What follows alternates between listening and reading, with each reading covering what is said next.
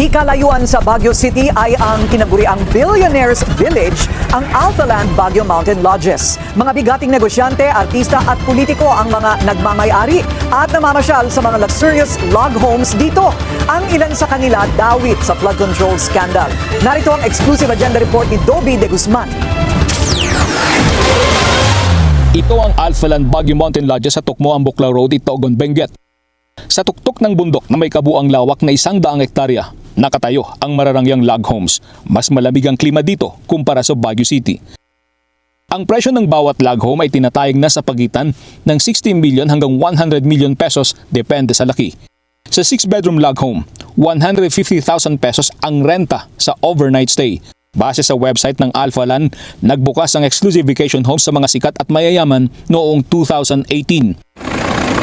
Ayon sa dating miyembro ng Alpha 4 Security na tumangging magpakilala, 2021, nang dumalaw sa Alphaland si dating Ako Bicol Party List Representative Zaldico kasama ang buong pamilya.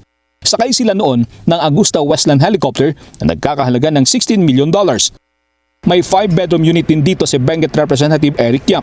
Kumpirmado ito ng Benguet Provincial Assessor's Office. 525.93 square meters. Tapos including doon, 31.13 square meters na parking lot. So, one-story building na siya. Saan po yan, ma'am? Sa Bulacan, Itogon building. That is a place where matatagpuan po yung... Pagbubunyag pa ng informant, may 6-bedroom unit din si Senator Francis Escudero, pero hindi raw ito nakapangalan sa senador, bagkus ay sa Charm of Baguio Log Homes Holdings Incorporated. Sa records ng Provincial Assessor's Office, walang Alphaland Log Home Unit na nakapangalan sa senador at sa Charm of Baguio. Sa pananaliksik ng Billionaire News Channel, nakita sa website ng Alphaland Corporation na kasama sa mga board of directors si Senator Francis Escudero. Sa official FB page ng Alphaland, makikita rin ang larawan ng senador, ang kanyang asawa na si Heart Evangelista at ilang pang individual na dumalo sa kaarawan ng aktres at ng wedding anniversary ng dalawa noong February 28, 2020.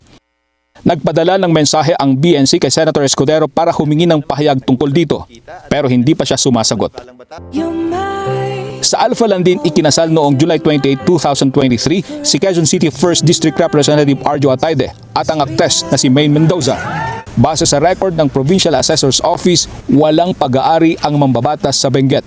Pero ayon sa aming impormante, may 5-bedroom unit sa Alphaland si Congressman Atayde.